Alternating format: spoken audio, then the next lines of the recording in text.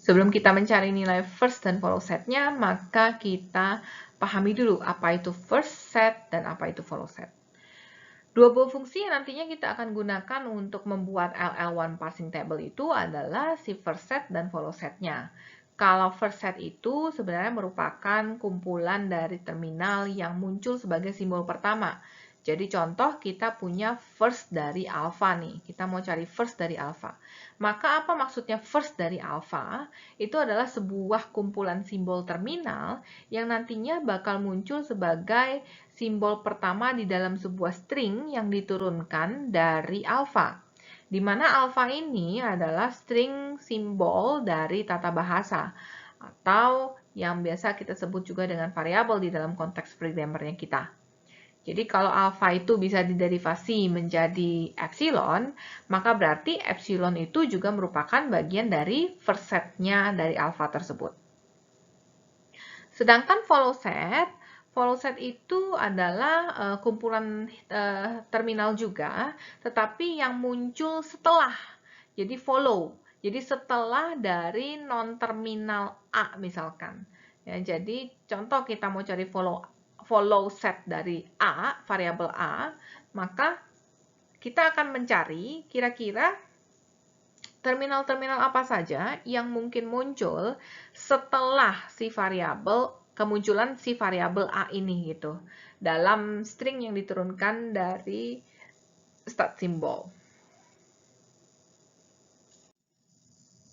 Nah, berikut ini adalah algoritma untuk pencarian nilai first set-nya. Jadi kita punya 3 rule di sini. Kalau X itu adalah terminal simbol, jadi kita mau cari first X nih. X-nya itu ternyata adalah terminal simbol.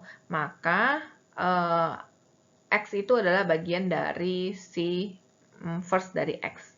Kemudian jika X itu adalah non-terminal simbol, jadi dia itu adalah variabel, maka kita berlakukan dua aturan ini. Si X-nya itu bisa diderivasi menjadi Y1, Y2 sampai Yn. Itu adalah aturan produksinya ya. Nah, maka akan diberlakukan pengecekan jika sebuah terminal A berada di dalam first dari YI, di mana I-nya itu mulai dari 1 dan seterusnya gitu ya. Dan epsilon itu juga berada pada first YJ, di mana J-nya mulai dari 1 sampai I-1.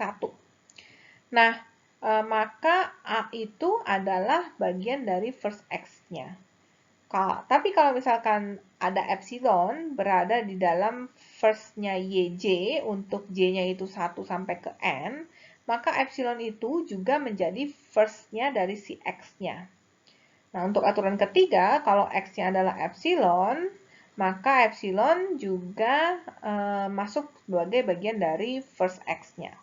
Untuk lebih jelasnya lagi, kita langsung pakai contoh konteks programmernya. Nah, di sini ada konteks programmer. Kita akan coba bahas untuk variabel S, A, B, C, D. Dengan aturan-aturan produksinya yang ada di sana. Ketika kita mau mencari nilai first set, maka biasakan memulai dari bagian paling bawah dulu untuk bottomnya dari grammar yang kita ada.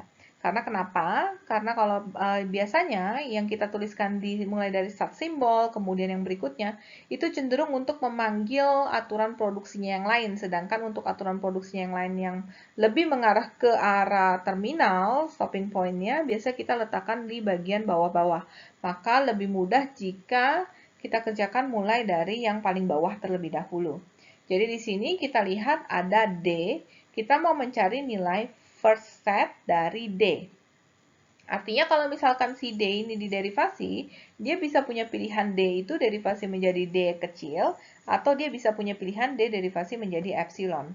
Kalau D diderivasi menjadi D kecil, maka D kecil ini berpotensi, ya dia memang bakal menjadi awalan dari si first yang D-nya.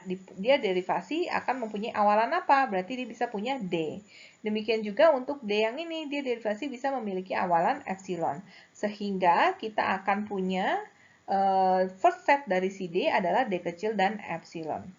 Demikian juga untuk variabel C. C di sini ketika kita derivasi, kita bisa memiliki C kecil atau bisa memiliki epsilon. Maka kita akan punya first set dari si C adalah C kecil dan epsilon. Untuk B juga sama, B itu bisa diderivasi menjadi B kecil saja, tidak bisa menjadi epsilon. Sehingga dari first set dari si B-nya ini adalah si B kecil. Lanjut lagi, A juga sama, A bisa derivasi menjadi A kecil atau epsilon, maka kita akan mempunyai first set-nya adalah A kecil dan epsilon. Nah, lanjut untuk yang S. S ini dia memiliki derivasi yaitu A, B, C, D. Di mana A ini merupakan sebuah variabel. Nah, kalau si A ini adalah variabel, berarti kan dia bisa diderivasi kembali. Nah, ketika diderivasi kembali, apa yang memungkinkan awalannya si A ini, yang set terminal dari si A, awalannya si A, itu pastinya bakal menjadi awalannya dari si S juga, karena si A ini letaknya di paling depan juga, di paling kiri awalannya.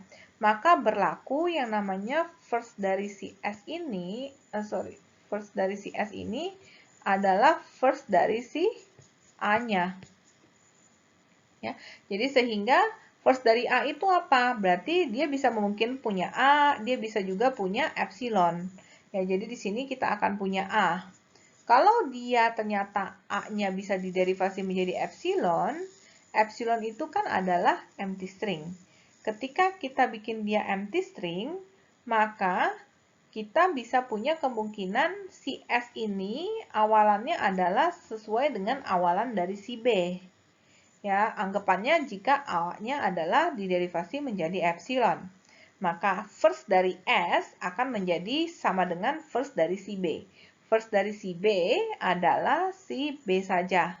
Sehingga stop sampai di sini kita akan punya first set dari si S adalah A dan B.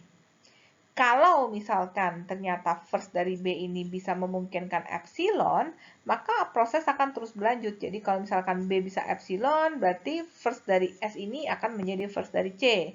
Kalau C-nya bisa epsilon, ya first dari S ini sama dengan first dari D. Kira-kira seperti itu. Ya. Jadi dipastikan apakah dia ada epsilon atau tidak ada. Kalau sini kan contoh dia tidak bisa menjadi epsilon, artinya dia stop sampai di sini saja. Berarti awalan dia ya paling tidak memiliki bisa jadi si A-nya, bisa jadi si B-nya, seperti itu. Kemudian contoh yang kedua, kita lihat contoh yang lebih kompleks. Contoh kita memiliki E, ada E aksen, ini berarti kita bisa tebak bahwa ini sudah dihilangkan left rekursif ataupun left factoringnya gitu. Kalau kita lihat formatnya ini seperti left rekursif. Jadi si E ada E aksen, ada T aksen, ada F. Nah, kita mau mencari nilai first set dari masing-masing variabel ini. Kita mulai dulu dari yang si F. Si F ini bisa diderivasi menjadi ID. F ini bisa diderivasi juga, ada buka kurung, ada E, ada tutup kurung. Jadi kita bisa tahu bahwa awalan dari si F ini bisa ID, F ini juga bisa memiliki kurung buka. Maka kita akan memiliki ID dan kurung buka sebagai first set dari si F. Lanjut lagi untuk T aksen. Berarti T aksen ini kan bisa diderivasi menjadi bintang FT aksen, di mana bintang itu adalah terminal, ya. Kemudian dia bisa juga diderivasi menjadi epsilon, sehingga kita akan punya dia bisa memiliki bintang sebagai awalannya atau epsilon. Lanjut lagi untuk T, T ini bisa diderivasi menjadi FT aksen. Nah, ini juga sama konsepnya dengan yang tadi. Ini adalah sebuah variabel. Variabel ini tentunya bisa diderivasi juga sesuai dengan pilihan dirinya sendiri, si F-nya. Berarti, si first dari si T ini akan bergantung kepada first dari si F. Jadi berlaku first dari T ini sama dengan first dari F. First dari F itu adalah ID dan juga buka kurung. Maka kita akan punya ID dan buka kurung. Seperti itu. Karena dia tidak memiliki epsilon, maka kita tidak akan mengecek yang ke next berikutnya. Ya, berarti selesai sampai di sini. Lanjut lagi untuk yang E-aksen, kita mau mencari first set dari E-aksen. E-aksen itu bisa diderivasi jadi plus TE aksen, bisa juga derivasi menjadi epsilon. Kalau dia derivasi menjadi plus TE aksen, maka dia bisa punya awalan, yaitu tanda plus. Kalau di pilihan satu lagi, maka dia bisa punya epsilon. Maka first dari si E aksen adalah plus dan epsilon. Kemudian untuk E ini bisa diderivasi menjadi TE aksen. Nah, ini juga sama, first dari E adalah first dari si T. First dari T ini adalah ID dan kurung buka, maka akan sama seperti ini, ID dan kurung buka. Kemudian, untuk pencarian follow set-nya, mengikuti algoritma seperti ini. Jika S adalah start symbol, maka $sign ini adalah simbol penanda bahwa input string itu sudah berakhir, jadi end of your string. Ya, ini adalah pakai $sign. $sign ini akan menjadi follow dari si S kalau S-nya merupakan start symbol. Itu aturan yang pertama.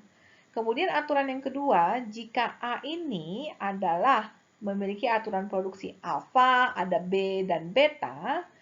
Nah, kemudian kita mau mencari follow set dari si B-nya. B muncul di tengah sini, ada alfa, B, dan beta. Kita mau cari follow set dari B. Maka semua yang ada di dalam first dari si betanya, jadi kan next-nya follow dari si B, itu akan tergantung dari beta. Maka kita akan punya aturan follow dari B ini akan sama dengan first dari si beta. Berarti follow dari si B akan bergantung dengan awalan yang ada pada si betanya. Seperti itu. Kecuali untuk epsilon, ya. Jadi tidak termasuk epsilon. Kemudian aturan yang ketiga, kalau misalkan ada A, kemudian ada alfa dan B, kita mencari follow dari si B-nya. Nah, B ini letaknya ada di paling kanan, akhir dari aturan produksinya. Maka kita akan berlakukan aturan bahwa semua yang ada di dalam follow A adalah menjadi follow B.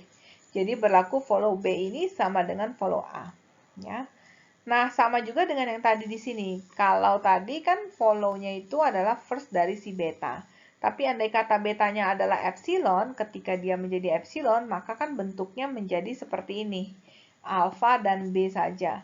Karena B yang kita cari, follow set-nya letaknya berada di sebelah kanan, paling kanan dari aturan produksinya kita, maka berlaku follow dari B ini sama dengan follow dari si A-nya.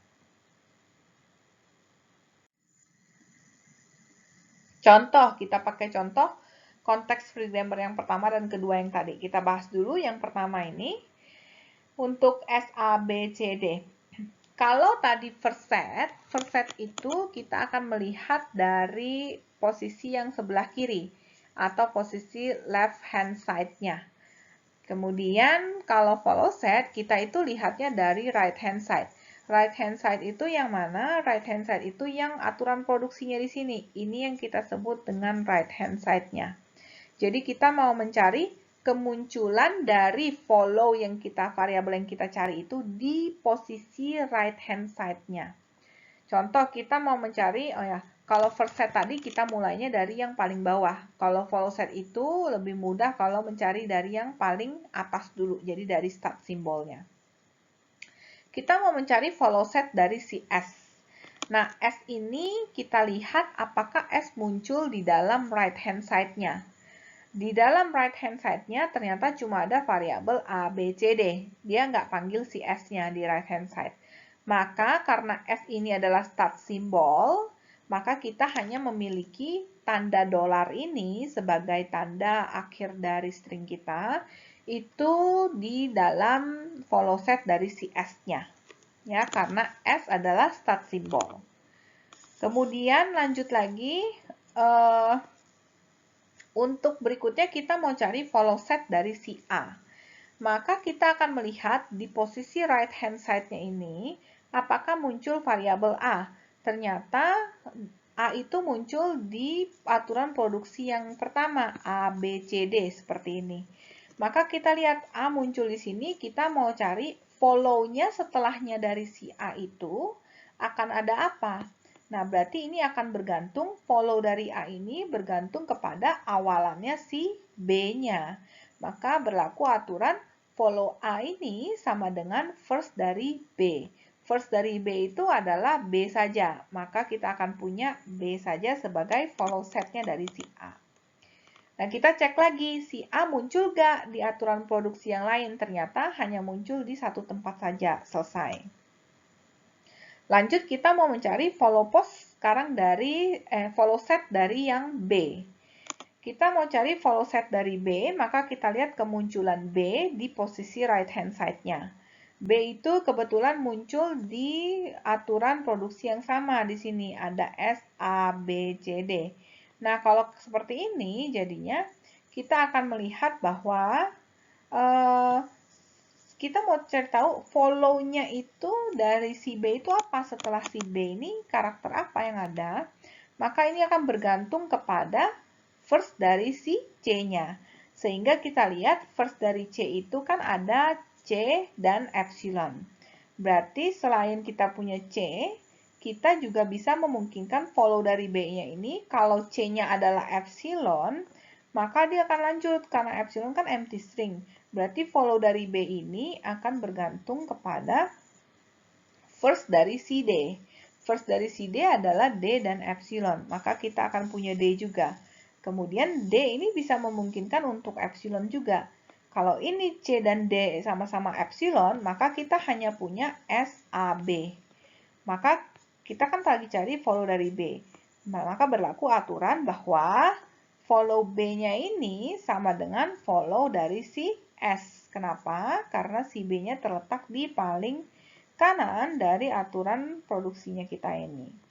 Ya, jadi follow dari B ini sama dengan follow dari S. Follow dari S ini saat ini adalah $sign. Berarti kita akan punya C, D tadi, dan $. Oke, kemudian lanjut. Kalau kita mencari yang C, follow dari C, maka kita lihat di sini C, berarti follow dari C adalah first dari si D. First dari D itu adalah D dan epsilon. Kalau D-nya epsilon, maka follow dari C adalah follow dari S juga. Maka kita akan punya D dan $. Demikian juga untuk yang D, karena sudah terletak di paling kanan, maka follow dari D sama dengan follow dari S. Kita akan punya $. Lanjut untuk konteks free grammar yang kedua, yang tadi kita mau mencari follow set. Kita mulai dari E, karena E merupakan start symbol, pasti kita akan memiliki $sign. Kemudian kita lihat lagi apakah E ini muncul di posisi right hand side-nya atau tidak. Kalau E muncul, kita cek ternyata E ada di sini satu ya, muncul. Ada buka kurung, E tutup kurung. Berarti follow dari si E, follow-nya setelahnya, itu ada apa? Ternyata ada kurung tutup. Maka kita akan punya follow set dari variabel E, selain $sign karena dia start symbol, dia juga memiliki kurung tutup sebagai follow setnya. Berikutnya, kita akan mencari E aksen. Kita lihat di posisi right hand side, E aksennya itu muncul di mana aja. Ternyata kita lihat E aksen ada muncul di sini, T E aksen. Kemudian ada muncul lagi di E aksen plus T E aksen, ada 2. Dari sini kita lihat E aksen ini muncul di paling akhir. Sehingga kita berlakukan follow dari E aksen ini sama dengan follow dari si E. Sehingga kita punya $sign sama tutup kurung. Kemudian di kemunculan yang kedua, E aksen, ini berlaku juga. Follow dari E aksen ini sama dengan follow dari E aksen. Ya berarti dirinya sendiri. Ya sudah, berarti hanya punya $sign dan kurung tutup saja. Berikutnya kita cari follow dari si T. Follow dari si T, kita lihat kemunculan T ada di sini. Maka setelahnya itu apa? Follow dari T akan berlaku sama dengan first dari si E aksen. First dari E aksen adalah tanda tambah dan juga bisa epsilon. Berarti selain tanda tambah, kalau dia adalah epsilon, maka follow T ini akan sama dengan follow dari si E. Sehingga kita akan punya tambah $sign sama kurung tutup. Kemudian kita cek lagi, T ada muncul di mana selain TE aksen. Ternyata T juga muncul di sini. Nah, ini konsepnya juga sama, follow dari T itu adalah first dari si E aksen. Kita punya plus dan epsilon. Kalau ini epsilon, ya berarti follow dari T sama dengan follow dari E aksen. Follow dari E aksen juga masih sama, yaitu kurung tutup dan $sign. Lanjut untuk mencari T aksen. Untuk T aksen konsepnya juga sama, kita punya muncul FT aksen seperti ini dari sini ya. Maka kita bisa tahu follow dari T aksen sama dengan follow dari T. Follow dari T yang tadi ini. Kemudian muncul lagi di sini T aksen sama dengan follow dari T aksen seperti ini. Terakhir kita cari follow dari si F. Follow dari si F, maka kita akan lihat F munculnya di mana. F itu munculnya di F, T, E aksen. Maka kita lihat follow dari si F ini adalah first dari T aksen. First dari T aksen itu ada tanda bintang atau epsilon. Kalau ini epsilon, maka follow dari si F ini adalah follow dari si T. Kita akan punya follow dari T adalah tanda tambah, $sign sama kurung tutup. Maka kita akan punya bintang, kemudian tanda tambah, $sign sama kurung tutup. Kemudian dicek lagi, F itu muncul di tempat lain lagi atau tidak. Ternyata F juga masih muncul di aturan produksi yang T aksen diproduksi derivasi menjadi bintang F T aksen ya dengan konsep yang sama. Untuk lebih detailnya, teman-teman bisa baca di buku compiler, Principle Teknik dan Tools, karangan Ahod, dan bisa masih baca di chapter keempat.